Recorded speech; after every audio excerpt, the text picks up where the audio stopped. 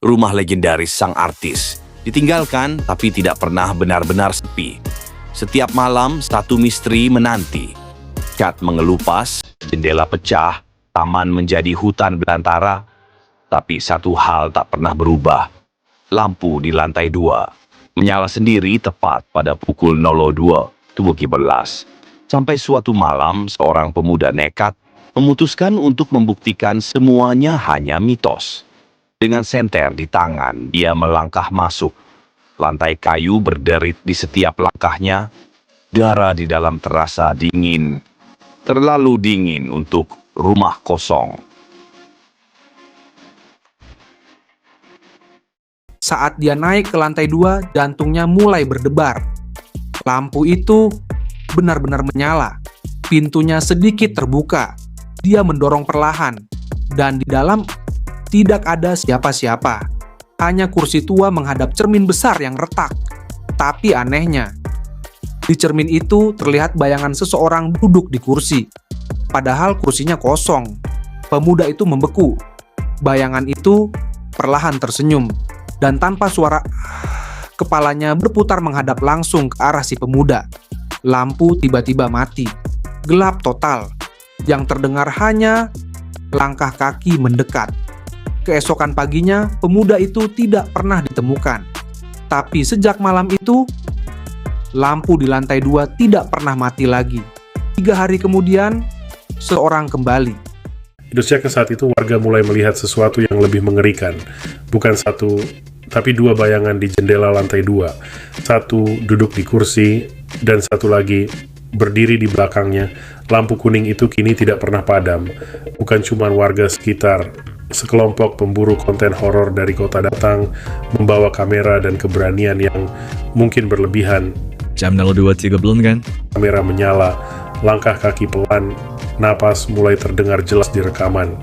Seperti semua orang yang pernah masuk ke rumah itu, termasuk wajah yang belum pernah mereka lihat, dan perlahan semua menoleh langsung ke arahmu. Sekarang giliran kalian. Rumah itu ditutup, tapi larangan itu tidak menghentikan sesuatu. Karena sekarang rumah itu yang dekat. Beberapa warga mulai melaporkan hal aneh. Ada yang melihat rumah itu muncul di ujung jalan lain. Ada yang bermimpi masuk ke dalamnya dan bangun dengan kaki penuh lumpur. Tapi kasus paling mengerikan, seorang ibu muda yang tinggal jauh dari sana. Di kamar atas ada tamu. Padahal mereka tidak punya lantai 2.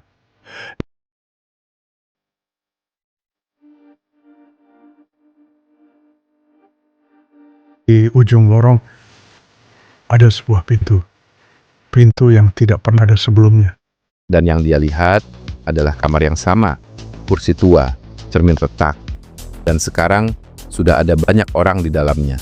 Semua berdiri diam, menghadap ke arah pintu, menatapnya, tanpa berkedip. Rumah ini tidak pernah kosong. Dia hanya mencari tempat baru. Setiap pukul 02.13, ibu itu selalu mendengar ketukan pelan dari dalam dinding.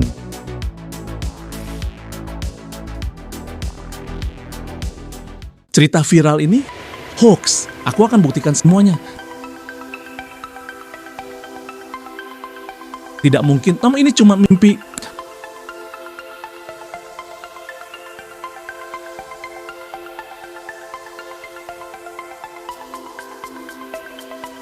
Apa ini?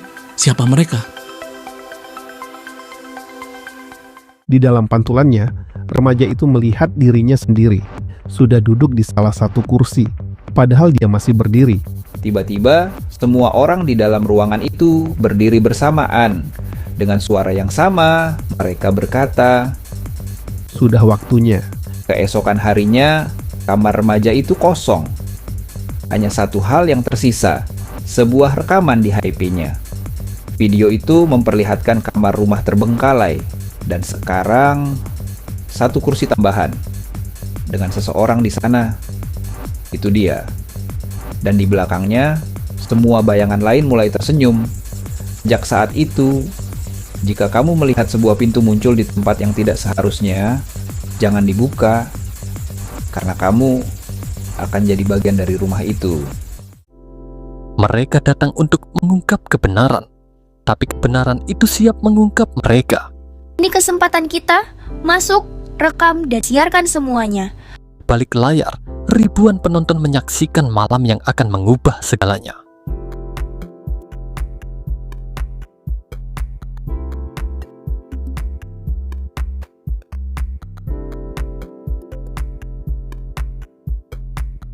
Suara apa itu? Ini bukan rekayasa. Jangan lihat cermin.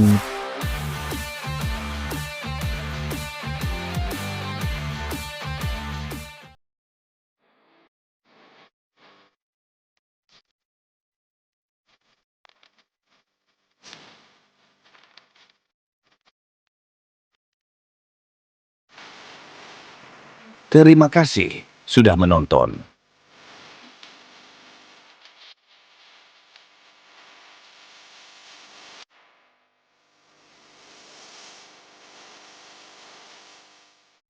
Video siaran terakhir itu dihapus dari internet, tapi semakin dihapus, semakin banyak orang yang mendapat kiriman anonim ini. Durasinya selalu sama, Laldo segelas. Seorang mahasiswa bernama Reno mendapatkannya tengah malam. Awalnya dia pikir hanya video horor biasa, layar gelap, suara statis.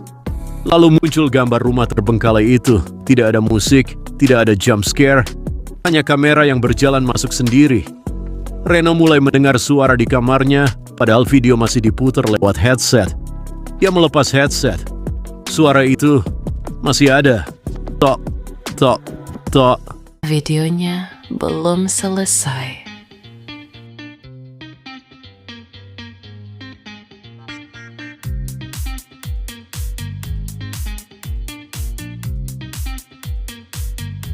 Akhirnya, kamu sampai.